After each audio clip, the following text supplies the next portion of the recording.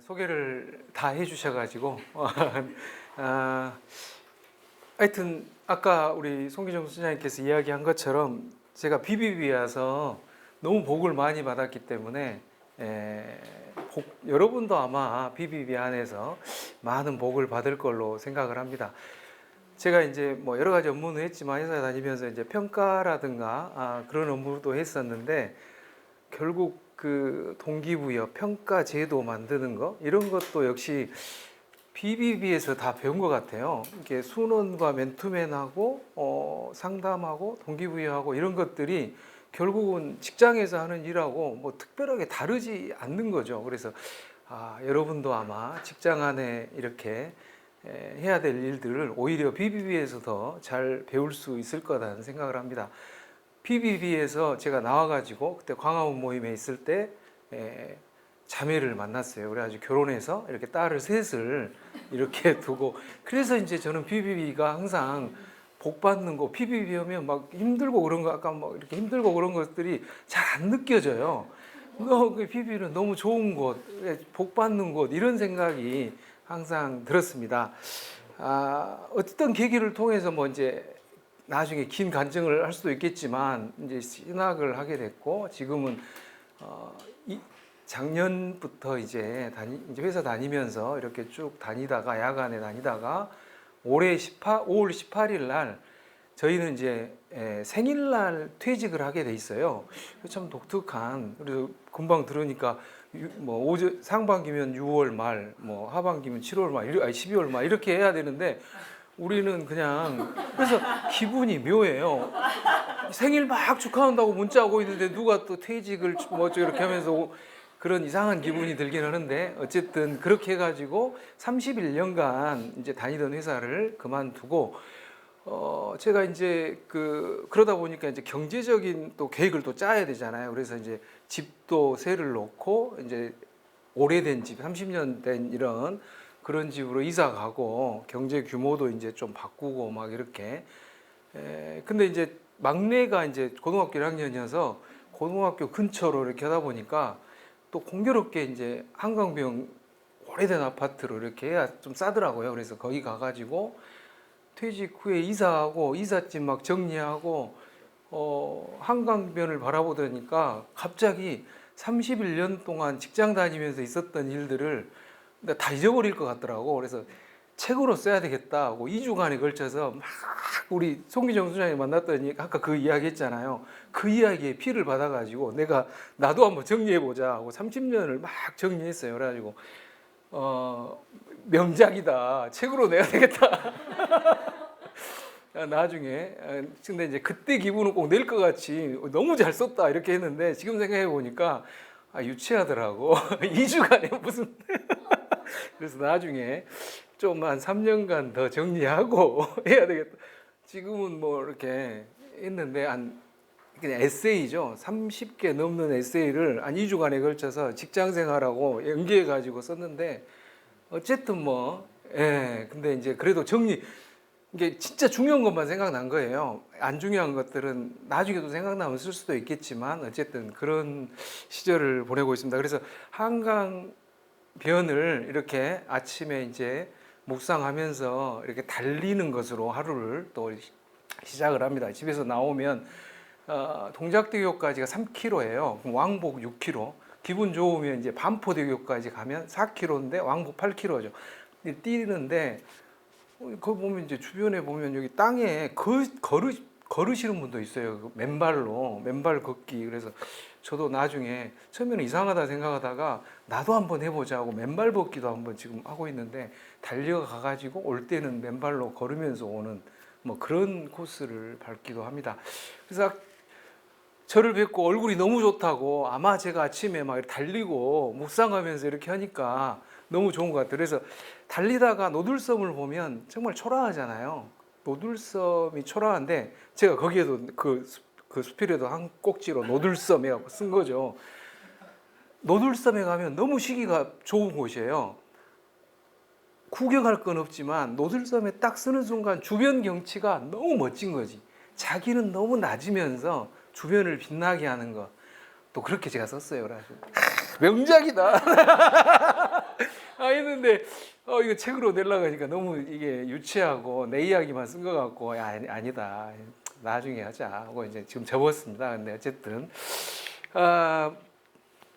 여러분도 아마 여기 오신 때 누군가의 동기부여에서 오지 않았을까 싶어요. 그렇죠?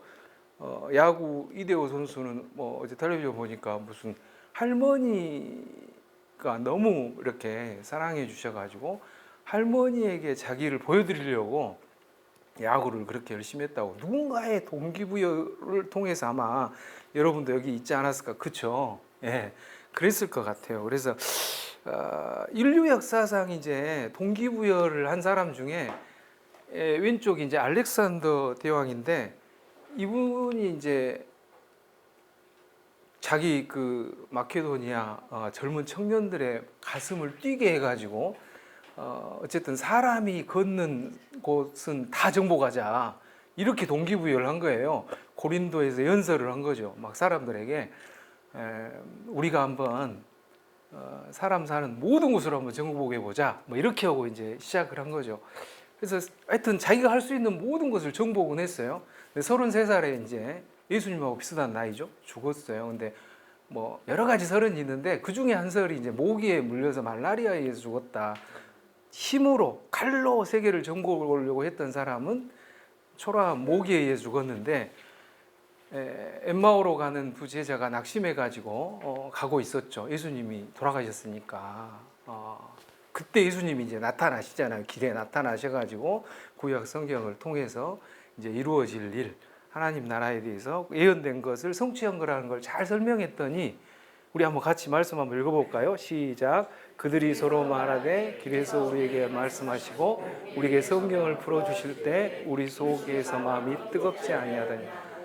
예, 예수님이야말로 칼이나 힘이 아니라 사랑으로 동기부여에 가장 잘하시는 분이다. 예수님의 동기부여를 우리가 본받을 필요가 있을 것 같아요. 마음을 뛰게 하는 동기부여, 마음의 감동을 주는 동기부여가 바로 그들의 예수님의 동기부여를 받아가지고 결국은 그 제자들이 우리 온 세상에 복음을 전파하게 된 거잖아요. 아마도 우리의 동기부여의 참 교사 예수 그리스도를 우리가 본받는 그러한 시간이 됐으면 좋겠습니다.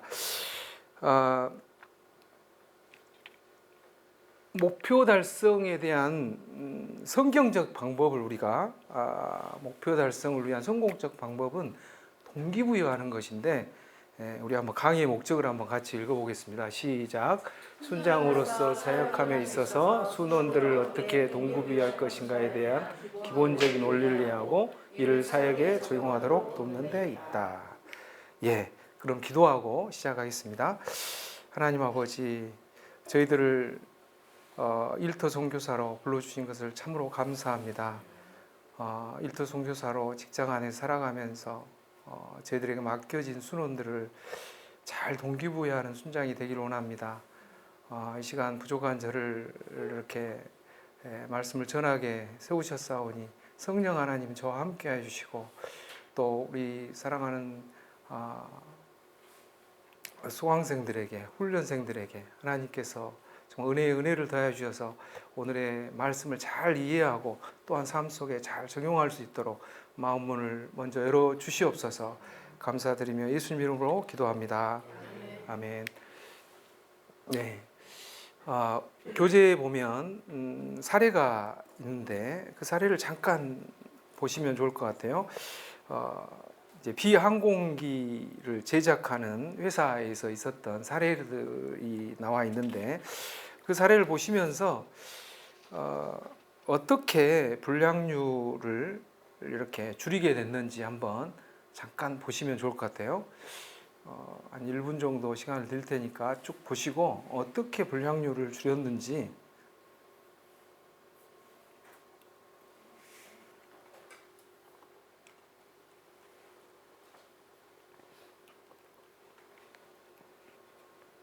네, 그 직원들을 불러놓고 막 협박을 하고 벌칙을 주고 그랬나요? 그거 어떻게 했죠? 예. 네. 부품들을 다 보여주고 부품들이 하는 역할, 그 부품들이 얼마나 중요한 역할을 하는지 다 알려주는 거죠. 그래서 내가 만드는 그 부품이 전체 비행기에서 얼마나 소중하고 가치 있게 역할을 하는지를 알려준 거잖아요. 이제 그것이야말로 이제 사람을 힘으로 협박하고 강요하거나 뭐 처벌을 통해서 이렇게 하지 않고 마음에 자발적으로 뭔가 이렇게 불량률을 줄이겠다는 그 마음을 갖게 해주는 것, 이게 바로 동기부여인데 오늘 그거에 대해서 한번 같이 살펴보겠습니다. 같이 읽겠습니다. 동기부여란 시작. 각 사람의 내부로부터 자발적인 행동을 유발하여 자신 안에 잠재되어 있는 능력을 열정적으로 발휘하여 목표를 이루도록 돕는 과정이라 할 수 있다. 네.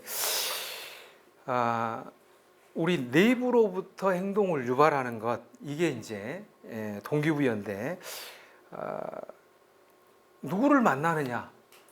순장 입장에서 순원이 어느 순원을 만나느냐도 중요하겠지만 그 순원 입장에서 한번 생각해 보면 어떤 순장을 만나느냐, 이게 이제 어떻게 동기부여를 받느냐를 결정하고 그게 굉장히 중요한 거죠, 사역에 있어서. 그래서 여러분들이 좋은 순장이 된다라고 하는 것은 동기부여를 잘 해줘서 그 순원이 잘 성장하도록 자발적으로 내면에서 이렇게 행동을 유발하는 그러한 역할들을 여러분들이 잘 하는 것이 가장 좋은 만남을 만드는 길이라고 생각을 합니다. 왜 동기부여가 중요한지, 그리고 나중에는 그럼 어떻게 동기부여할 것인지를 한번 살펴볼 텐데, 먼저 왜 동기부여가 중요하냐, 두 개를 같이 한번 읽어보겠습니다. 시작. 자신이 하는 일에 대한 실제적 필요성을 깨닫게 해준다. 자기가 맡은 사역에 대한 책임감을 키워준다. 네, 자기가 하는 사역에 대한 필요성과 이거에 대한 책임감을 불러주는 거죠. 그렇게 왜 동기부여가 중요하냐? 이런 역할을 하기 때문에 동기부여가 중요한 거죠. 느헤미야를 보면, 느헤미야는 페르시아 아닥사스다 왕 때에 예루살렘 성벽이 회파되었다는 소식을 듣죠. 그리고 왕이 허락을 받고 성벽 재건을 위해서 이스라엘 백성들을 도전하죠. 느헤미야 2장 12절을 보면 이 성벽 재건에 대해서 내 하나님께서 예루살렘을 위하여 무엇을 할 것인지 내 마음에 주신 것, 이렇게 표현을 해요. 하나님이 무엇을 할 것인지 내 마음에 주신 것, 이게 목표죠. 이게 비전이죠. 그리고 방백들에게 어떻게 하나님이 나를 도우셔서 여기까지 오게 됐는지, 도우셨던 일, 왕의 마음을 어떻게 바꾸셨는지, 또 왕이 조서를 통해서 어떻게 도움을 줬는가를 잘 설명하면서 그들에게 우리가 일어나서 건축하자, 모두 힘을 내서 이 선한 이렇게 이렇게 그들에게 이걸 말하니까 그들이 한 말이 이거예요. 그 말을 들은 저들의 말이 이제 동기부여가 된 거죠. 우리 같이 한번 읽어볼까요? 또 시작. 또 저희에게 내 선한 손이 나를 도우신 일과 왕이 나의 말씀을 보였다 하더니 저들의 말이 이 나라 건축하자고 모두 이 선한 일을 하려 하며, 예, 이 일의 실제적인 필요성, 책임감을 깨닫고 그들이 한 태도는 느헤미야 말을 들으니까 정말 우리가 일어나서 이걸 하자, 이렇게 그들이 의견을 모은 거예요. 이것이 이제 바로 선한 일을 하려고 하는 모습이죠. 세 번째, 네 번째 같이 읽겠습니다. 시작. 큰 목표에 열정적으로 도전하게 만들 수 있다. 어려운 상황에서도 흔들지 않고 일관된 행동을 하게. 네, 느헤미야는 사실 술 맡은 관원으로서 이렇게 페르시아의 수산궁에서 호화호식하면서 그냥 지낼 수가 있죠. 굳이 돌아올 필요가 없죠, 그렇죠? 근데 그가 하나님한테 그렇게 회파된 소식을 듣고 내가 성벽을 이렇게 재건하겠다는 하라는 하나님이 주시는 음성을 듣고 이제 이런 역할을 하는 거거든요. 여러분이 직장에 있을 때 그냥 여러분이 직장 안에서 출세하고 성공하는 것을 이렇게 추진하고 그것만 하셔도 될 거예요. 근데 하나님의 음성이 여러분 마음 안에 감동을 주는 거죠. 아, 내가 일은 하지만 성실하게 일하고 최선을 다하지만 하나님이 주신 나의 또 다른 역량, 그걸 활용해서 직장 안에서 제사 잡는 일을 내가 일터 선교사로서 하겠다. 이렇게 도전 열정적인 마음을 가질 수도 있는 거죠. 느헤미야는 일터 선교사인 거예요. 직장 생활을 하고 있어요. 고위직이죠. 고위직인데 내가 하나님이 나에게 이렇게 고위직의 은혜를 주신 것을 통해서 더 출세하고 호화호식 하겠다 이게 아니고 그걸 버리고 나는 돌아가서 하나님이 하라고 하신 일을 하겠다. 물론 총독으로 오기 때문에 역할은 계속해요. 직장 일터 선교사는 그대로예요. 근데 하는데 마찬가지죠. 여러분도 직장에서 직장인으로서 최선을 다하지만 또 다른 하나님께서 주신 이 직장에 보내신 목적을 위한 도전을 내가 할 수 있는 것이죠. 근데 그걸 하려면 항상 쉬운 일만 있는 건 아니에요. 도전적인 일, 환경이 바뀌고 어려운 일들이 생기죠. 느헤미야는 호롯 사람 산발락과 암몬 사람 도비야, 아라비아 사람 게셈이 비웃으면서 방해를 하죠. 그 방해가 있을 때 흔들리지 않고 동기부여가 된 사람은 일관된 행동을 하는 거예요. 그래서 일하는 사람 절반, 무장하고 지키는 사람 절반, 또 일하면서도 한 손에는 무기를 들고 한 손에는 일을 도구를 하는 거예요. 그렇게 환경이 어렵기 때문에 내가 안 해가 아니라 그 환경 속에서 내가 어떻게 이 일을 해야 되는데 할 수 있는 방법을 찾는 거예요. 한 손에 무기를 잡고 한 손에 일할 도구를 잡고 하는 거죠. 여러분한테 직장을 때려치러 가지 않잖아요. 여러분들이 직장에서 그 상사하고 멱살 잡고 싸우라고 하지 않아요. 내가 할 수 있는 선에서 할 수 있는 만큼 무기 잡고 일하면 속도가 느려지잖아요. 그러더라도 하나님은 책망하지 않죠. 내가 할 수 있는 방법을 찾는 거예요. 방법은 그 상황에서 그렇게 하나님께서 주시는 창의적인 방법을 가지고 이렇게 일을 한 거죠. 대신에 흔들리지 않고 일관되게 그 일을 해나가는 거예요. 이게 동기부여된 사람의 특징. 왜 동기부여해야 되느냐? 어려움이 닥쳐서 포기하고 그냥 낙담하고 던져버리는 게 아니라 일관되게 지속할 수 있기 때문에 동기부여를 하는 거죠. 바벨론 포로에서 이제 예루살렘에 귀환하는 상황을 잠깐 살펴보면 이제 BC 586년경 이렇게 연도는 1, 2년 왔다 갔다 합니다. 고대이기 때문에. 근데 어쨌든 1차 귀환을 스룹바벨이 고레스 칙령에 의해서 이제 하게 되고 그리고 성전 재건을 시작하죠. 성전 재건을 하다가 주변에서 이제 방해가 있어가 중단이 되기도 합니다. 그때 이제 재건하자라고 학계 스가랴 선지자들이 강하게 이제 동기부여하죠. 강하게 도전을 합니다. 이스라엘 백성들에게 우리가 이제 성벽 중단했던 성전 재건 사업을 다시 시작하자라고 해가지고 학계 스가랴에서는 그래서 그런 이야기가 우리 선지서에 쓰여져 있죠. 근데 아까 이야기했던 느헤미야는 이제 3차 귀환 에스라 이후에 3차 귀환에서 성벽을 이렇게 그렇게 방해에도 불구하고 52일 만에 완공을 해요. 놀랍죠, 느헤미야. 이렇게 일관된 추진이 얼마나 중요한지 우리가 살펴볼 필요가 있습니다. 왜 동기부여가 중요한지 우리 5번, 6번, 7번을 같이 읽겠습니다. 시작. 동기부여가 잘 되면 사역의 빠른 적응과 빠른 영적 성장을 경험하게 된다. 자발적 많은 사역의 열매를 기억할 수 있다. 지속적인 공동체 생활을 도모할 수 있다. 예. 사도행전 2장 47절 또 6장의 또 7집사 여러 가지 이제 사도행전의 내용을 보면 아까 말했던 예수님이 돌아가시고 낙심했지만 부활 승천하는 모습을 보고 또 오순절 마가의 다락방에서 성령의 강한 충만함을 받은 제자들은 이제 동기부여가 된 거죠. 그래서 어려움들이 있지만 또 두려운 상황이죠.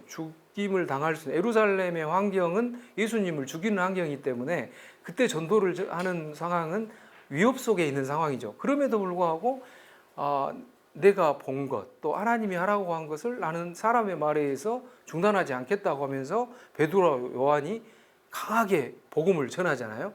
그렇게 하면서 예루살렘 교회가 계속 부흥되는 것들을 보게 됩니다.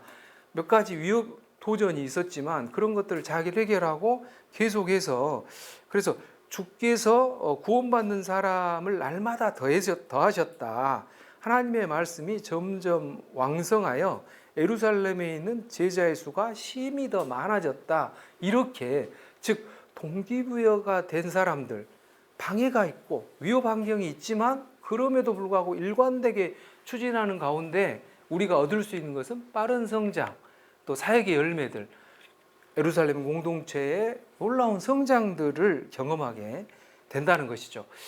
자, 요약해보면 왜라고 했을 때 이러한 동기부여가 되면 비전을 향해서 이런 역할들의 이익을 우리가 얻을 수 있다라고 볼 수가 있습니다.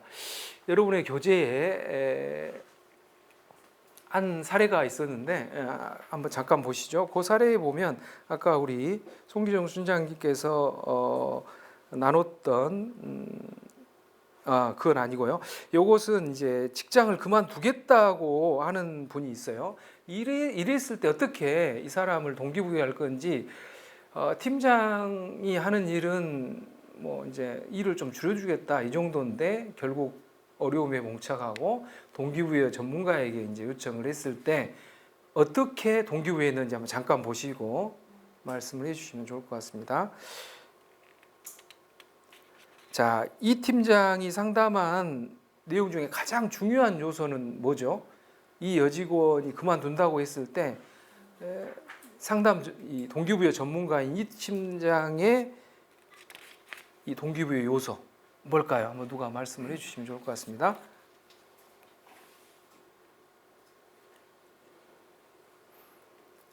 이 일에 대해서 뭘 심어줬죠? 자긍심. 네가 하고 있는 일이 정말 중요한 일이다. 그리고 또 지금은 훈련 기간이고 더 큰 인재로, 회사에서 더 큰 인재로 더 쓰고자 하는 것이다. 이렇게 더 큰 리더로 성장할 걸 또 보여주죠. 이게 힘들어가 일을 이렇게 많이 시키고 또 어려운 일을 시키는 것에 불만을 느끼고 회사를 그만두려고 했는데 알고 보니까 그 밑에 깔려져 있는 것은 오히려 그가 남아서 더 열심히 일할 수 있는 것을 제공하죠. 그게 동기부여인 거예요. 이해가 되시죠? 자, 그러한 역할 측면에서 한번 우리가 살펴보도록 하겠습니다. 어떻게 그러면 동기부여할 것이냐, 한번 1번 같이 읽겠습니다. 시작. 먼저 사역에 대한 중요성을 알고 사역에 대한 사명감을 갖게 한다. 네, 그렇죠. 우리 일터 선교로 적용해 보면 일터 선교사로서의 가치 인식, 직업의 의미, 또 직장 일터 사역의 중요성과 가치들을 잘 알려주는 것이죠. 제가 이제 92년도에 제가 교보생명에 입사했는데 그때 종합기획조사관리부에 우리 송기정 순장님이 대리로 계셨어요. 저는 이제 사원으로 들어갔는데 거기에서 이제 심사 분석 업무를 제가 맡았는데 제가 부사수로 들어갔죠. 이 마케팅 분야 심사 담당 이제 조수로 들어갔어요. 그 사람이 사수고 나는 조수인데 들어가자마자 시킨 일이 뭐냐, 나를 OJT 한 게 뭐냐면 네가 하는 일이 얼마나 중요한 일인지 가르쳐주는 거예요. 이건 경영층한테 직보된다. 시간이 딱 정확, 퀄리티도 중요하고 스피드도 중요하고 하여튼 매일 그걸 이렇게 알려주는 거예요. 숫자 하나 중요성. 그것만 배운 것 같아요. 나중에 이제 나머지 이제 일을 하는 것은 또 다른 거지만 제일 먼저 가르친 게 뭐였냐면 네가 하는 일은 누가 중간 단계에서 다른 뭐 부서에서 누가 체크해주고 이런 게 아니라 다이렉트로 경영층이 보고 그것이 바로 이 의사결정에 반영되기 때문에 너무너무 중요한 일이다. 진짜로 밤새 가지고 이렇게 작업을 해가지고 이게 12시가 넘어갔죠. 3층에 그때 있었는데 3층에 별도 룸이었어요. 3층에 경영층이 있고 3층에 그때 다 책상이 철제 책상인데 우리 부서만 개인 지금 칸막이 이게 칸막이 의자로 돼 있어가지고 무슨 연구소 같아요, 진짜로. 근데 이게 이 사람들도 각자가 자부심도 굉장히 강해. 자기 일 하시는 분들도 그때 그 옆에 이제 송기정 수장님이 계셨죠. 그래가지고 항상 격려해 주시고 신앙에 우리 신우에 데리고 가시고 막 그랬는데 마찬가지인 거죠. 이제 제가 그렇게 생활하다가 한 4년 정도 올라가니까 거의 이제 세상적인 그리스도인의 전형적인 모습으로 나타난 거예요. 그러니까 출근해 가지고 일하고 야근하고 술 마시러 가고 또 거기서 막 1차, 2차, 3차 막 그다음에 또 새벽같이 출근해 가고 막 졸다가 또 저녁에 이게 이제 쳇바퀴 돌아가는 그러다가 내가 출근하다가 내가 곰곰이 생각해 봤어요. 내가 이렇게 살아가는 것이 의미가 있나? 나는 진짜 이렇게 사는데 전혀 행복하지가 않다. 아침에 성령이 나한테 성령께서 말씀해 주시는 거죠. 너는 진짜 행복한 삶이 아니다. 이렇게 좋은 부서에 어떻게 운 좋게 배치돼서 출세할 수도 있겠지만 그게 네 행복한 건가? 네가 원래 그걸 원했냐? 아침마다 막 이렇게 성령께서 말하시니까 내가 도저히 견딜 수가 없는 거예요. 그래가지고 이제 우리 송기정 수장님, 권영전 수장님, 막 이런 분들을 이제 이중희 형제 이렇게 만났죠. 그분들을 만나가지고 이제 광화문 비비비에 나가기 시작한 거예요. 그 전에는 귀에 안 들어오더라고. 이 핑계 저 핑계 내가지고 안 갔어요. 근데 나중에 가게 됐죠. 그게 96년 초에 가서 96년 하반기에 이제 훈련을 받게 됩니다. 그 광화문 모임에 나가면서 이제 제가 동기부여를 받은 거예요. 직장에 하나님이 너를 이곳에 보내셨다라는 것을 제가 깨달은 거죠. 네가 여기에 있는 것이 너무 중요해. 목사님이 올 수 없는 곳에 너를 보낸 이유가 있다. 그 가운데서 이제 네가 성공지가 아니라 선교지로서 그곳에서 네가 예수 그리스도의 복음을 전하는 선교사다. 이런 인식을 제가 갖게 된 거죠. 일터 선교사로 소명을 갖게 됐어요. 놀라운 일이죠. 사실은 어느 조직에 어떤 일을 맡기거나 그 일이 얼마나 중요한 것부터 가르칩니다. 직장도 그래요. 근데 제가 그 일 속에서 어떤 코페르니쿠스적 전환, 이렇게 사는 게 난 전혀 행복하지가 않다. 이렇게 살아야 되겠다 하고 방향을 전환하죠. 그리고 정말 믿음 안에서 참 동기부여가 돼서 일터가 내가 선교지라는 생각을 드디어 하게 된 거죠. 놀라운 거죠. 이제 아까 말했던 3차 말고 지금 2차로 다시 거슬러 올라왔을 때 느헤미야가 성전을 건축하려고 합니다. 근데 방해로 인해서 15년 정도 지연이 되죠. 그때 이제 학개 선지자가 다시 재개하자고 이스라엘 백성한테 이렇게 동기부여를 합니다. 그래서 이게 너무나 중요한 일이고 이 일을 하자라고 이제 성경에 보면 이게 음력이죠. 어쨌든 6월 1일 날 1차로 계시를 해서 행위를 살피고 성전을 건축하라 이렇게 메시지를 줍니다. 그래서 결국은 다리오 2년에 성전 건축을 다시 시작해요. 그래가지고 다리오 6년에 드디어 성전을 이게 수르바벨 성전이죠. 이게 완성이 되는 거죠.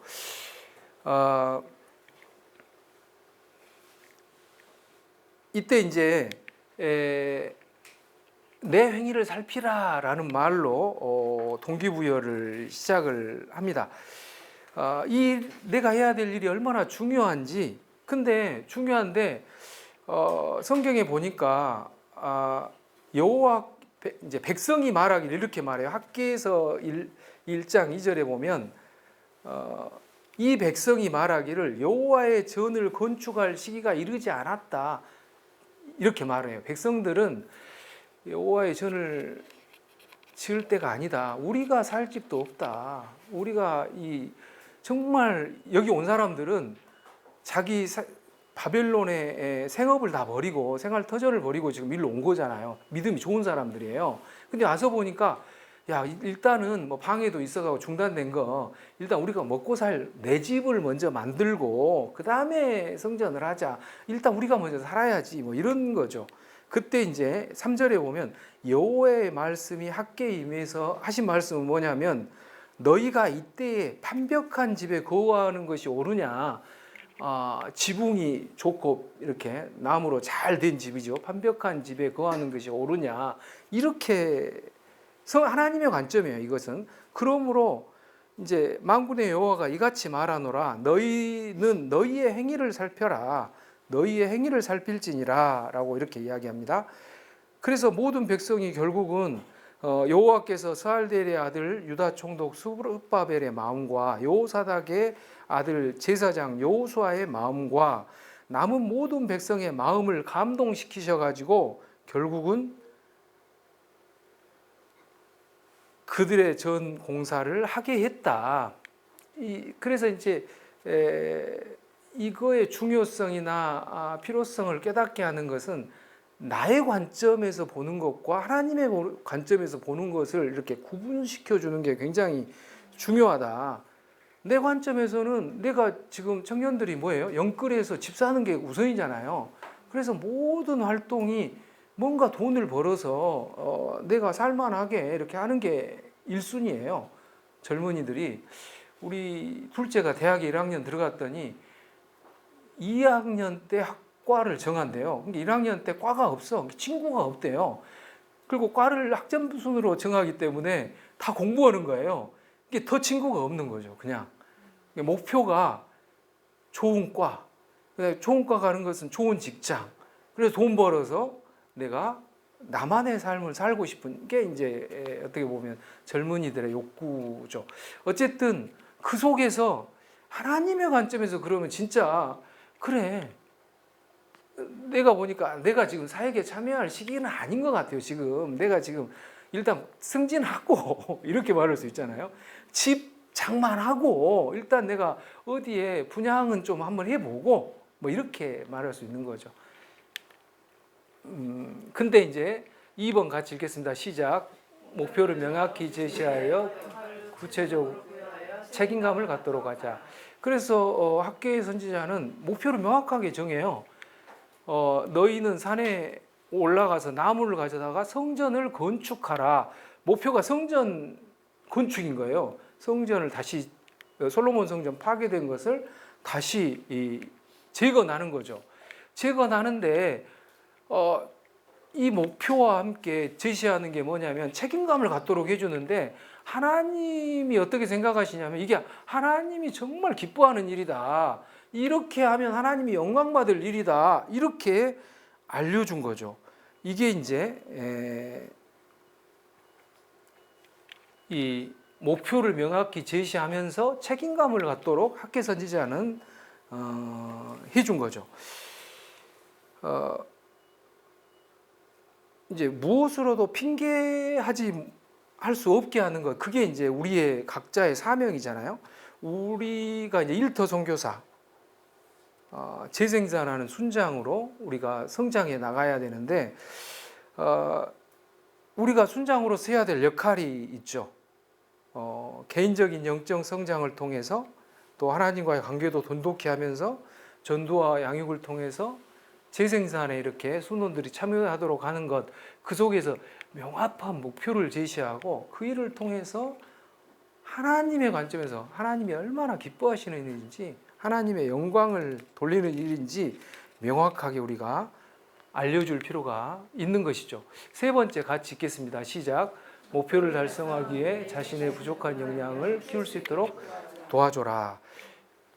키울 수 있는 역량, 부족한 역량을 키워줘라. 역량을. 근데 제가 볼 때 우리 일터 선교사의 가장 필요한 역량이 뭘까? 이미 어느 정도 다 갖춰져 있잖아요. 직장에 들어와서 일할 정도 되면 다 어느 정도는. 제일 중요한 것은 사역 안에서 인내력을 가지고 그 일을 하는데 필요한 구체적인 역량들이 필요한 거예요. 그래서 훈련에 참여하도록 해줄 필요가 있죠. 여러분도 BTC3에 참여해서 뭔가 부족한 역량을 채우려고 하는 거잖아요. 근데 내면적인 것은 사실은 인내력이에요. 그래서 훈련만이 모든 걸 역량을 키울 수는 없어요. 맨투맨이 중요한 거죠. 맨투맨을 통해서 결국 인내력을 키워야 된다. 일터 선교회사에 필요한 역량을 훈련을 통해서, 맨투맨을 통해서 키워야 된다. 사도행전 13장 13절에 보면 이런 이제 마가 요한이 이 키프로스점 전도 후에 이제 튀르키예 즉 소아시아 전도를 앞두고 중도의 밤빌리아에서 예루살렘으로 돌아가 버리잖아요. 왜 돌아갔을까? 뭐 이것보다 더 중요한 것은 돌아간 다음에 어떤 영향이 있었냐가 중요해요, 사실은. 타우루스 산맥이 너무 높아서 키프로스 섬에도 힘들었는데 중앙을 통과했잖아요. 좀 해변으로 해서 피순길로 가야 되는데 지쳐 있는 데다가 또 고산지대 가려고 하니까 힘들었다. 뭐 이런 이유가 중요한 게 아니라 돌아간 다음에 어떤 일이 있었냐가 우리 사역에 있어서는 매우 중요하다. 인내력이라는 인내력. 이유는 뭐 여러 가지가 얘기했지만 인내력이 없었기 때문에 돌아간 거죠. 인내력이라고 하는 것은 결국 그걸 통해서 성장, 그 다음에 인내력이 있다는 것은 자기 회복력이 있다는 거죠. 내면의 동기부여가 잘 돼 있다는 거예요. 끈기가 있다는 거죠. 자, 인내력을 키우는 게 굉장히 중요하다. 근데 결론부터 말하면 인내력은 맨투맨을 통해서 키워지는 것이다. 이렇게 볼 수가 있습니다. 선교팀에 어떤 영향을 미쳤냐면 돌아가니까 이 바울과 바나바 선교팀에 마가가 그냥 있는 게 아니에요. 성경에 보니까 사도행전 13장 2절에 보면 바울 선교팀의 비전은 뭐냐면 내가 불러 시키는 일을 위하여 바나바와 사울을 따로 세우라. 즉 예수 그리스도의 복음을 이방 지역에 전파하는 것, 이게 이제 비전이에요. 미션인데 이 선교팀의 목표는 뭐냐면 복음 전파예요, 이방인에게. 근데 마가 요한에게도 직무가 부여되어 있어요. 거기 성경에 보니까 마가 요한에게는 바울과 바나바의 수행원이었다. 이렇게 수행원, 헬퍼였다. 이렇게 헬퍼로 두었더라라고 돼 있어요. 두었더라. 이 헬퍼라고 하는 것은 휴페리테스, 하인, 종, 뭐 이런 조수 이런 역할이에요. 이렇게 종으로서 돕는 자로서 간 거예요. 근데 두었더라는 말이 미완령으로 되었어요. 이 말은 선교팀이 시작해서 끝까지 계속, 미완료라는 말은 시제에서 히브리어에서는 계속, 헬라어에서는 계속을 말해요. 계속적으로 돕는 자로서 직무를 부여받은 거예요. 근데 중도에 그만둬버린 거죠. 자, 그만두게 되면 어떤 일이 벌어지냐면 바울 선교팀에 원래 돕는 자로서 마가 요한이 했던 역할을 분담해야 돼요. 그래서 여러분들이 사도행전 보다 보면 왜 1차 전도여행은 대충 돌다가 그냥 다시 와버렸을까? 그것도 아마 그런 영향이 아닐까, 개인적인 생각은 뭐 그렇습니다만, 어쨌든 이 선교팀에 있어서 마가 요한이 맡은 직무를 이제 다른 남은 선교팀이 나눠서 바울이 다른 일을 이걸 더 하고 바나바가 이걸 더 하고 그랬겠죠. 이렇게 하다 보니까 이제 얼마나 힘들었겠어요. 그리고 중요한 것은 마가 요한이 그 훈련에 참여함으로써 얻을 수 있는 유익이 뭐였냐면 우리 1차 전도여행에서 얼마나 많은 기적들이 일어나요. 그리고 많은 사람이 예수를 믿게 돼요. 그 경험에 참여하지 못한 것이 가장 큰 뼈아픈 거예요. 그러니까 마가 요한은 인내력이 없어가지고 돌아가기 때문에, 왜 돌아가냐가 중요한 게 아니고 돌아간 다음에 경험해야 될 영적 성장, 거기에서 바울과 바나바가 얼마나 맨투맨 해줬겠어요. 이건 이렇게 하는 게 좋겠다. 의사결정하는 과정을 보면서 얼마나 많이 성장했겠어요. 그걸 놓친 거죠, 사실은. 그래서 그런 부분에 있어서 이 성장의 기회를 놓친 점, 이게 이제 뼈아프다. 성장의 원리 중에 이제 이런 이야기가 있어요. 아까 움직이는 사람과 움직이라고 아까 들으셨잖아요. 성공하는 팀에 속해 있어라 라는 말이 있어요. 성공하는 팀에 우리가 성경적으로 말하면 요한일서 5장 12절 13절처럼 이기는 자들과 함께라 이렇게 표현할 수도 있겠네요. 이기는 자들, 이기는 자가 누구예요? 성경에 보니까 요한일서 5장 4절 5절 보면 예수가 하나님의 아들임을 믿는 자가 아니면 누가 이기는 자냐 이렇게 말하고 있고, 하나님으로부터 난 자가 아닌 사람이 누가 이기겠냐 이렇게 말씀하고 있어요. 그러니까 여기에서 놀라운 사실은 뭐냐면 내가 이기는 게 아니라는 게 궁극적으로 나는 예수님이 이미 이기신 거에 옆에 붙어만 있으면 내가 이기는 자가 되는 거예요. 그래서 이기는 팀에 있는 성장의 중요한 원리는 내가 이기는 팀에 있으면 돼요. 내가 교보생명에 31년간 직장생활을 했는데 어느 부서를 가든 나는 일을 잘한다고 이렇게 평가는 받았어요. 항상 좋은 평가를 받고. 근데 왜 그랬냐면 처음에 제가 배치된 거기 종합계획조사관을 위해서 너무 하드 트레이닝을 받은 거죠. 기획하는 방법, 요령, 통계부터 시작해서 다른 여기까지 각 부서들과 어떻게 관계해야 되고 자료를 어떻게 얻고 그 사람들과 교만하지 않게 어떻게 커뮤니케이션 하는 건지 그때 우리 사수는 왜 그런 것까지 다 가르쳐줬는지 모르겠어요. 나중에 재용저축 어떻게 넣고 결혼생활을 어떻게 이것까지 다 코치를 해줘. 그때는 정이 있었어 진짜. 그분이 막 경영학 박사학위도 있고 막 계리인이도 나중에 보면 뭐 고대 수학과 나와가지고 뭐 그런 분이었는데 동생처럼 막 그렇게 키워줬다니까요. 그때 배운 것이 결국 어느 부서를 가나 그렇게 하니까 그냥 다 인정을 받는 거예요. 진짜로 좋은 팀에 있으면 성장하는 거예요. 그 성장 그 요령대로 하는 거죠. 내가 성공하는 팀에서 내가 손흥민처럼 스트라이커일 필요도 없어요. 그냥 후보 선수로 노란 옷 입고 벤치에 앉아 있더라도 그 팀에 있으면 뭐가 되냐면 나중에 그 팀에서 코치들이 이렇게 감독하고 코치들이 어떤 A라는 사람이 어떤 부족한 역량이 있으면 어떻게 코치하는 걸 보는 거예요. 그러니까 지금 프리미어리그의 감독들이 다 어떤 위대한 감독 밑에 부코치로 있었던 거예요. 감독 밑에 있었던 사람들이 사실 알고 보면 지금. 근데 거기서 뭘 보냐면 한 A라는 선수의 부족한 역량을 그 위대한 감독이 어떻게 코칭하고 동기부여해가지고 그걸 키우는지를 보는 거예요. 팀워크를 어떻게 만들어가고 이게 좋은 감독 밑에 있는 사람은 성장하게 돼 있어요. 그러니까 그게 내가 꼭 손흥민처럼 골 넣어야 성장하는 게 아니라 벤치에 노란 옷만 입고 게임에 잘 안 나가더라도 그것만 본 사람이 오히려 감독을 잘하기도 하더라고. 그게 성장하는 팀에 내가 속해 있는 것, 성경적으로 표현하면 이기는 자와 함께 있는 것, 즉 예수 그리스도에 붙어 있는 사람, 이 사람이 성장하는 거예요.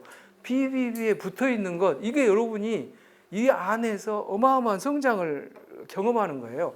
꼭 지역 대표일 필요가 없어요. 그냥 순원으로 평생 순원으로 있는데 옆에서 이야기하고 뭐 하고 뭐 이렇게 하는 거 보면서 이게 사역이구나. 나중에 눈 뜨는 사람도 있어. 10년 지나가지고 갑자기 성령 충만 받고 나 열심히 해보겠다 이렇게 하신 분도 있어요. 그러니까 지금 뭐 이렇게 안 되더라도 성령께서 어느 순간에 또 동기부여할 수 있으니까 포기하지 말고 계속해서 이렇게 하면서 참여해 있는 그 사람이 성공한 거라니까요. 성장하는 거고 성장에 올리는 그런 거다. 네 번째 한번 볼까요? 시작. 열매에 대해서 정확히 평가해주고 칭찬과 격려를 아끼지 말라. 그래서 인내력을 향상시키는 멘토링의 핵심은 결국 피드백을 또 어떻게 해주냐, 이게 굉장히 중요해요. 한 번 잘못했다고 포기해버리면 안 돼요. 수원이 한 번 잘못했어. 너는 아웃. 너는 너하고는 이제 안 되겠다. 너는 자질이 없는 것 같아. 뭐 이렇게 제가 뭐 어쨌든 멘토는 멘티에서 이제 멘티에 대한 피드백 과정을 통해서 문제점을 짚어주고 성장의 기회를 줘야죠. 재도전할 수 있는 기회를 줘야죠. 이게 이제 굉장히 중요한데 바나바는 마가 요한을 다시 데리고 가자 이렇게 말하죠. 기회를 다시 주자. 근데 이제 바울은 이제 그렇게 말하지 않죠. 그냥 우리를 버리고 가면 안 된다. 뭐 이렇게 싸우고서 이제 또 갈라지긴 하는데 피드백에서 중요한 것은 두 가지인데 사람에 대한 배려심하고 잘못에 대한 사실에 대한 전달, 이 두 가지가 균형을 잡아야 돼요. 그러니까 물론 이제 우리가 어떻게 칭찬과 격려, 또 책망, 뭐 이것을 칭찬 80, 아니 칭찬 90, 책망 20 또는 10 뭐 이렇게 말할 수도 있겠지만 제가 다른 관점으로 보면 사람에 대한 배려심, 잘못에 대한 정확한 전달, 이 두 가지의 균형으로 한번 이걸 설명을 해보도록 하겠습니다. 이제 바울은 목표지향적이죠. 목표지향적이기 때문에 마가 요한에 대해서 낮은 배려심과 정확한 사실 전달, 강한 사실 전달, 이 두 개를 조합시켜요. 그래서 그 결론을 도달한 거죠. 바나바는 이 두 개를 조화스럽게 이렇게 해요. 이 사람에 대한 존중 플러스 사실 전달로 정확하게 했을 것 같아요. 왜냐하면 이 마가가 사실 전달을 정확히 했기 때문에 나중에 마가의 변화된 모습을 보면 그 전달을 정확히 했을 거라고 우리가 추정할 수는 있어요. 아마 대화를 그렇게 했을 것 같아요. 마가 요한이 애삼촌인데 불러가지고, 야, 마가 요한, 너 옛날에 지난번에 내가, 여기서 중요한 것은 이제 거기서 인간적인 뭐랄까 인간성을 건들면 안 돼요. 그럼 이제 적이 되는 거예요. 니는 항상 그래라든가, 너 인간성이 왜 그러냐, 이렇게. 지금 여기서는 사실을 명확하게 접해야 되는데 포괄적, 너는 원래 그래가 아니라 정확하게 어떤 사실, 너 지난번에 밤빌리아에서 거기 갈라 그러는데 네가 안 넘어가고 이렇게 간 사실, 이렇게만 말해야지. 네가 지나온 모든 것을 추적해 보니까 너는 원래 이래, 뭐 인내심이 없어 너는 자식이, 뭐 이렇게 말할 수 있잖아요. 너는 인간성이 안 됐어라든가 이렇게 하면 안 된다. 정확하게 그 위치를 아마 지적했을 거예요. 너 그때 밤빌리아에서 그때 상황 내가 알아. 그 상황이 사실 키프로스 섬에서 이런 일이 있었고 힘들었지, 또 앞에 이렇게 있고, 그 상황 속에서 정황 가운데 그 행동을 한 거거든요. 그러니까 내가 이 사람에 대해 인간적인 배려를 한다는 것은 그 정황 속에서 그가 그렇게 한 것을 한번 봐줘야 되는 거죠. 어떤 행동 한 것만 가지고 진짜 힘든 상황에서 그렇게 결정을 내린 건데 인간성 따지고 막 넌 죽일 놈이고 막 이렇게 해버리면 이제 적이 되고 순장순원이 안 되는 거죠. 그래서 아마도 그랬을 것 같아요. 너 그때 그 상황에서 이렇게 제안을 하고 명확하게 아마 그렇게 이야기해서 권면을 했어요. 그래서 그가 변해가지고 나중에는 사도 바울도, 야, 내 잘못된 판단이었다. 나 보니까 마가가 나한테 필요하다라고, 그가 나에게 유익하다. 마가를 데리고 와라. 디모데후서 4장 11절. 유용한 사람이다. 쓸모 있는 사람이다. 라고 원어에 보면 유익하다, 유용한 사람이다 라는 뜻이에요. 헬라에서 유용한 사람이 됐다 이렇게 말하죠. 베드로 사도도 마가 요한에 대해서 내 아들 마가도 이제 너희들한테 문안한다 이렇게 베드로전서 5장 13절에 보면 내 아들 마가라고, 마가가 변한 거예요. 그 후에 바나바하고 다니면서 또 나중에 베드로의 비서가 돼가지고 엄청난 사역을, 얘가 변화된 거죠. 동기부여 돼가지고. 그래서 사람에 대한 배려심과 사실 전달을 조화롭게 하는 그 최악의 피드백이 뭐냐면 온정적인 거죠. 온정적인 거. 그러니까 높은 배려심과 약한 사실 전달. 그럼 변화가 없잖아요. 인간적으로 좋긴 한데 사실 전달 안 해줘. 이 변화될 기회를 놓치는 거죠. 그런 순장은 좋은 순장이 아닌 거죠. 그래서 제가 이제 평가 담당을 했다고 했잖아요. 기준 만들고 뭐 평가하고 다 해봤어요. 실무하고 기준도 만들어봤는데 이제 평가를 할 때 이제 부진자, 그러면 미흡한 자, 뭐 예를 들어서 미흡한 자를 10%, 아주 미흡한 자 5%, 15%예요. 그러면 보통인 사람 50%예요. 그러면 15%에서 50% 빼면 35%가 잘하거나 매우 잘함이잖아요. 그건 뭐 정규분포가 아니잖아요. 왜 그러냐면 기업도 정규분포로 하지 않는 이유가 미흡이나 매우 미흡을 주면 회사에 저항감을 갖고 적이 되는 거예요. 그러니까 회사에 적이 될 사람을 최소화하는 거예요. 15% 정도로 줄여가지고. 근데 우리는 사람 안에서 사역하는 사람인데 얼마나 많은 기회를 더 줘야 되겠어요. 그러니까 우리는 기업보다도 더 많이 그 사람을 기회를 주고 다시 도전할 수 있도록 그런 피드백을 해줘야죠. 그런 피드백을. 회사는 그래도 냉정해서 15%는 매우 미흡 줘요.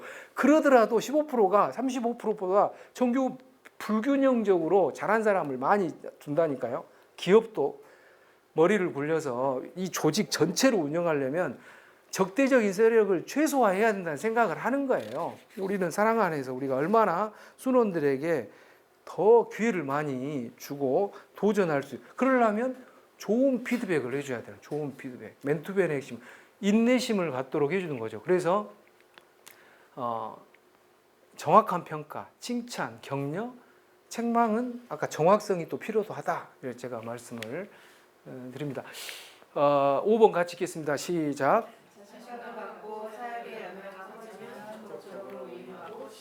예, 이제 양육의 목적은 그가 동역자로 성장하도록 하는 거다라는 생각을 합니다. 양육의 목표는 자립하는 거예요. 자립하는 거. 어린 자녀를 부모가 양육할 때도 계속 기저귀 갈고 뭐하고 어려운 일 다 하잖아요. 왜? 자립해서 지가 지 일을 자기가 잘 알아서 할 거라고 믿기 때문에 그렇게 하는 거죠. 잘 성장해서. 일터 선교사의 양육의 목표도 나 같은 일터 선교사로 성장하도록 돕는 거죠. 일터 선교사는 그리스도의 제자가 되도록 하는 것이죠. 단순히 내가 순장이고 순원으로 정체된 게 아니라 그리스도의 순장이 돼서 나중에는 나와 동역자가 되도록 하는 것이 양육의 목표라고 생각을 해요.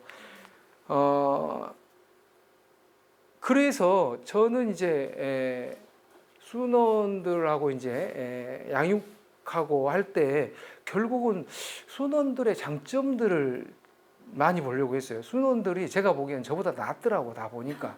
진짜 솔직히 나는 시골에 자라가지고 뭔가 부족해. 근데 애들은 아주 훌륭해. 내가 보기 인격적으로도 훌륭하고 직장에서도 일도 잘하고 정말. 그래서 제가 이번에 31년 썼다고 했잖아요. 제가 제목 우리 순원들을 뭐라고 했냐면 채식주의와 육식애호가 이렇게 이제 한 칼럼이 있는데 이거 뭐냐면 제가 강모 형제를 만나가지고 이 애를 양육을 해야 되겠다. 내가 제일 좋아하는 거 사줘야죠. 육회 비빔밥을 사주러 갔어. 안 먹어 얘가. 또 그렇게 하고 나 안 좋아합니다 해야 되는데 알고 봤더니 야채만 먹는 거야 얘가. 지금은 고기를 좀 먹어. 근데 그때는 자기는 그러면 그때 말을 하지. 근데 이렇게 인격적으로 애가 이렇게 성숙해서 고기 못 먹는다는 말을 그렇게 안 하더라고. 근데 그제 이제 제가 퇴직하고 만났는데 샤브샤브 집으로 이렇게 안내를 하더라고. 고기도 안 좋아하는 애가 샤브샤브를. 근데 알고 봤더니 이게 채식하고 같이 하는 데더라고. 그래서 자기는 채식을 많이 이렇게 하고 저는 고기를. 얘가 이렇게 배려심이 많아.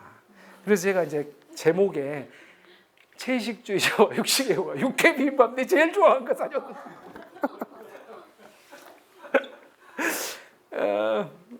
이 강행제가 이제 결국은 그 훈련원에 저의 후임으로 또 이렇게 훈련 간사로 너무나 타결하게 이렇게 잘 섬기고 저보다 뛰어난 순장이 되고 훈련원 간사가 되는 걸 제가 봤어요. 이렇게 위임하고 격려해주고 순원이 잘하는 것을 이렇게 해주는 거. 안순원은 제가 만능 성악가와 음치, 제가 박자를 좀 잘 못 맞히는 것 같아요. 제가 음악을 해보면 얘는 내가 천재라고 소개를 해. 어디 가서 천재 같아.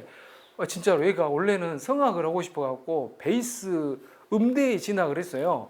근데 떨어졌어. 그러니까 에이씨 이거 일이 아닌갑다 하고 수학을 갑자기 하고 수학과를 들어갔어. 유명한 대학에. 그래서 이 새끼는 천재다 진짜. 내가 그래. 근데 뭘 맡기면 얘는 어쩜 이렇게 잘하는지 몰라. 뭐 기계도 잘 알고 난 문과라 잘 모르는데 어떻게 이렇게 잘하는지. 요 형제가 막 이렇게 뭘 맡기면 너무 잘해. 그래서 우리 합창을 하면 얘가 딱 음을 잡으면 제가 놓치는 부분은 나는 음을 소거시키면 돼. 묻어가는 거지. 이 코어인 거예요. 코어. 이 사역, 이 동역자 사역 코어인 거예요. 그래서 내가 제목을 이렇게 잡았고 여기 이제 사진은 없지만 띠에리 앙리와 디에고 마라도나 아까 축구 이야기를 했지만 2002년 월드컵이 되고 우리가 이제 여의도에서 이렇게 우리 형제들하고 같이 이렇게 축구를 많이 했어요. 또 근데 이제 이 형제가 띠리 양리 같아. 빼빼돼가지고 체력이 아주 최강인 거예요. 달리기도 잘하고 코너에서 차고 툭 차고 달리고 이렇게 와. 근데 지쳐가지고 골 결정력이 없는 거야. 그래서 제가 이제 너는 나한테 패스만 해라. 그럼 나는 골대에서 골프하고 놀다가 골프와 마음을 흔들어 놓은 다음에 발로 착 해서 골을 좀 넣는다. 근데 진짜 이 형제가 우리 교보생명 신호에 사람을 잘 데리고 와. 이렇게 데리고 오면 제가 양육에서 비비비로 이렇게 안내하고 이런 서로 역할을 분담하는, 그래서 제가 제목을 칼럼 제목을 이렇게 잡았어요. 그래서 막 썼는데 이렇게 코어하는 뭐 이런 같이 동역자로 양육하는, 이게 양육의 목표다. 위임해라, 적극적으로. 그가 잘하는 부분을 키워줘라. 이렇게 말씀을 드리고 싶습니다. 그래서 이제 성령 충만을 받고 결국은 성전을 재건을 해요. 내가 너희와 함께 하겠다. 이렇게 말씀하시고 14절에서는 이렇게 마음을 감동시켰다. 그 영을 이렇게 흥분시키고 다시 새롭게 이렇게 충동시켜서 결국은 여호와의 목소리와 선지자 학계의 말을 들으니라고, 이제 영어로 보면 오베이, 순종해서 결국은 순종한 거예요. 이들이 같이 합시다, 재개합시다, 나 집 마련 좀 나중에 하겠습니다. 이렇게 결국 그들이 마음에 큰 감동을 받은 거죠. 그래서 결국 다리오 2년 6월 24일 날 재개를 했고 다리오 6년에 완성을 한 거죠. 이렇게 이제 동기부여를 하고 결국 이 여러분의 교제 사례에 보면 아까 잠깐 이야기를 했었는데 현장에서 돌아와 가지고 자기 직무에 대한 어려움을 겪고 있는 분을 찾아가서 잘 양육한 후에 예수님을 잘 알도록 도와주는 것까지 연계시키는 것, 이게 이제 우리가 그를 직장 안에서 어떻게 하면 실제적으로 동기부여를 실천할 수 있을까? 불신자를, 또 믿는 사람을 더 크게 헌신하도록 동기부여할 수 있을까? 그걸 한번 잠깐 생각해보고 왔었으면 좋겠습니다. 제가 이제 그 외야에 잠깐 발령이 난 적이 있어요. 신솔동 쪽으로 잠깐 발령이 났는데 거기 보니까 서너 명이 이제 같이 근무를 하는데 약간 이제 다른 팀까지 보면, 다른 영업소까지 보면은 한 20명 정도 이렇게 근무를 하는데 같은 사무실에서는 한 서너 명 정도 근무를 해요. 근데 그 중에 이 모 대리를 만났어. 근데 이 대리가 너무 열심히 해. 근데 인정을 못 받아. 그리고 상사한테 뭘 보고하면 항상 깨지고 나와. 그래서 내가 너무 불쌍한 거예요. 내가 보기에는 이 대학원도 나오고 정말 좋은 대학원도 나왔어. 근데 상사들이 뭘 가르치는 게 아니라 얘가 너무 착하니까 무시만 하고 막 책망만 하는 거예요. 내가 보기에는 그 자료 만들 때 어제 날 샜는데 늦게 퇴근했는데 야근했는데 상사는 그걸 몰라. 내가 잘 관찰하다가 일단 내가 뭐 얼마나 얘하고 같이 있을지는 모르겠지만 칭찬을 해줘야 되겠다, 격려를 해줘야겠다. 얘한테 네가 지금 일을 잘한다는 걸 알려주고 싶다 해서 계속 칭찬을 해줬어. 너 진짜 일을 잘하고 있는 거다. 너 정말 성실하다. 그리고 난 산출물도 괜찮다. 그러고 나서 이제 어느 정도 격려가 됐잖아요. 나중에는 이제 애를 불러가지고 알려줬어. 보고하러 들어갈 때 이렇게 한번 해봐라. 무조건 자료 출력되면 막 갖고 들어가. 막 급하게 찾으니까 그러지 말고 딱 그걸 책상에 놓고 잠깐 생각해라. 들어가서 상사가 물어볼 수 있는 3가지 질문을 한번 생각해보고 그걸 어떻게 네가 답변을 내? 그거 생각해보고 한번 들어가 봐라. 그렇게 말했어. 한 번은 이제 들어갔다 나와가지고 너무 흥분해, 얘가 너무 좋아해. 부장님, 제가 5개 질문을 다 자기가 답변을 했대. 얼마나 좋아. 제가 또 말했죠. 자, 그 다음에 이제 물어보지 않더라도 그 자료에서 네 생각이 뭐냐를 가지고 가라. 물어볼 수도 있고 안 물어볼 수도 있는데 네가 만들었는데 너 그래서 그거 어떻게 하는 거야? 이렇게 물어볼 수가 있는데 그걸 한번 생각해보고 들어가라.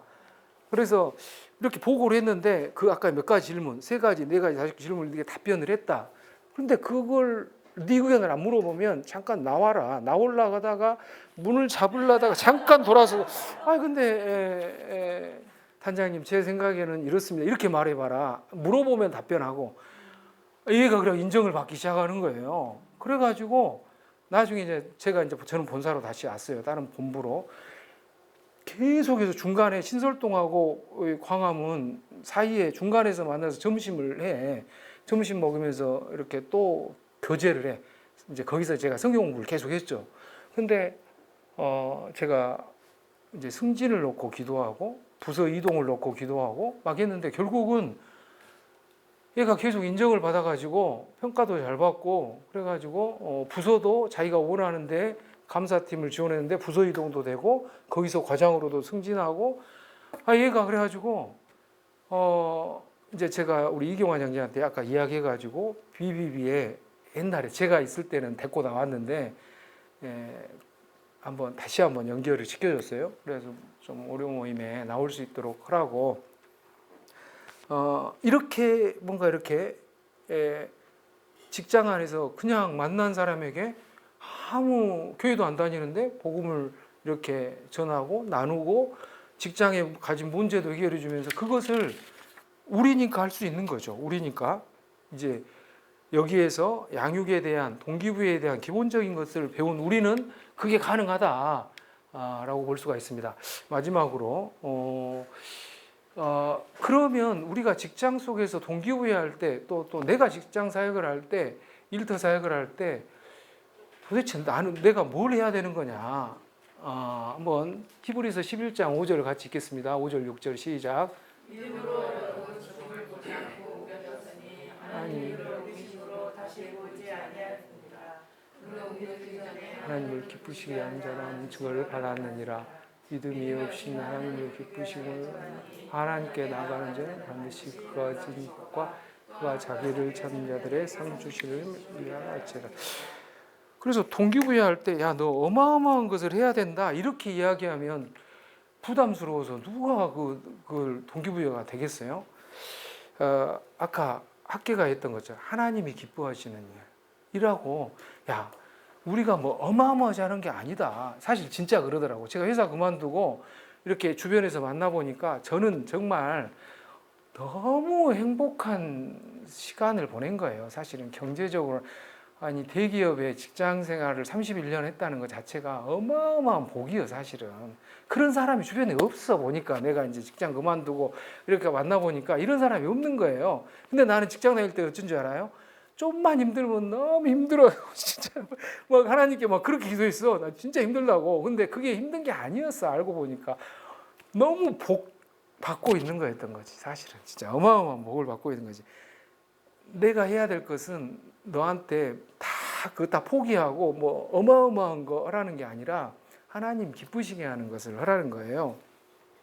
그래서 에녹이라고 하는 사람이 사실 이 시대에 오늘날 세상의 유혹 가운데 있는 세상의 유혹 속에 있는 우리에게 필요한 신앙인의 태도 그러면 에녹인 것 같아요. 에녹은 여기 페이스 홀 오브 페임 믿음의 명예의 전당이라고 하는 히브리서 11장 5절에 보면 특별하게 한 게 없어. 아브라함처럼 위대한 뭔가를 보이는 게 모세 위대하잖아요. 여호수아 막 이런 사람들은 뭔가 화려한 우리로 보면 공적 조서가 명확해. 근데 에녹은 특별하게 공적 조서가 이거예요. 이제 히브리서에서는 창세기에 보면 특별한 공적 조서가 없어. 근데 여기에 보면 하나님을 기쁘시게 하는 자, 믿음으로 하나님을 기쁘시게 했다. 이게 공적 조서인 거예요.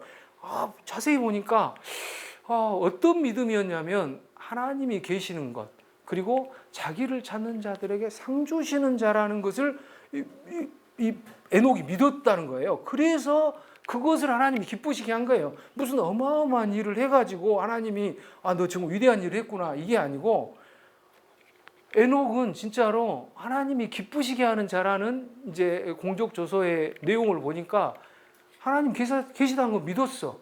근데 오늘날 이게 힘든 거예요. 하나님 계시다고 믿기가 어려운 시대인 거예요, 지금. 이걸 믿는 거죠. 그리고 우리가 살다 보면 힘들고 어려운 것도 있잖아요. 그러면 그 어려운 문제들을 가지고 하나님께 기도하잖아요. 그거 가지고 가면 하나님께서 해결해 주신다. 궁극적으로 해결해 주시고 도와주시고 궁극적인 하나님의 나라가 있기 때문에 이미 정답을 받은 거죠. 그래서 우리는 상주 주신 자를 믿어야 되는 거예요. 그래가지고 받은 상이 뭔가를 봤더니 결국은 하나님과 동행했어요. 평생. 하나님이 함께 해주셨어. 동행했어. 특별하게 뭐 어마어마한 거 동행했어요. 그 다음에 죽임을 보지 않고 하나님 나라에 옮겨진 거죠. 우리가 이 세상 속에서 하나님과 동행하면서 아까 이기는 자들과 함께 이 승리하는 팀에 붙어만 있어도 그게 성장하는 거라고 했잖아요. BBB에 붙어 있기만 하고 하나님과 동행하면서 이렇게 살아가는 것이 위대한 거고 어마어마한 복이더라.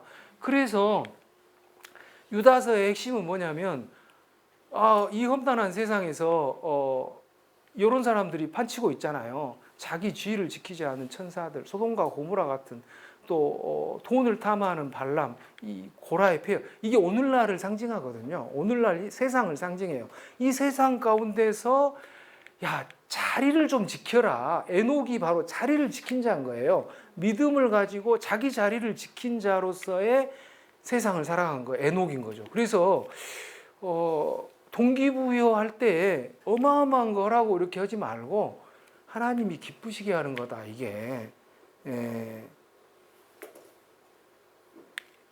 우리가 할 것은 그러한 하나님 기쁘시게 하는 믿음을 가지고 하나님과 동행하면서 그리고 하나님의 새하늘과 새 땅, 하나님의 나라가 우리에게 이미 약속돼 있다. 우리는 이미 승리한 자다. 깃발만 꽂으면 되는 거다. 예수님에 붙어있기만 하면 된다. 이렇게 편하게 동기부여를 좀 해줬으면 좋겠다. 이런 생각이 듭니다. 기도하고 마치겠습니다.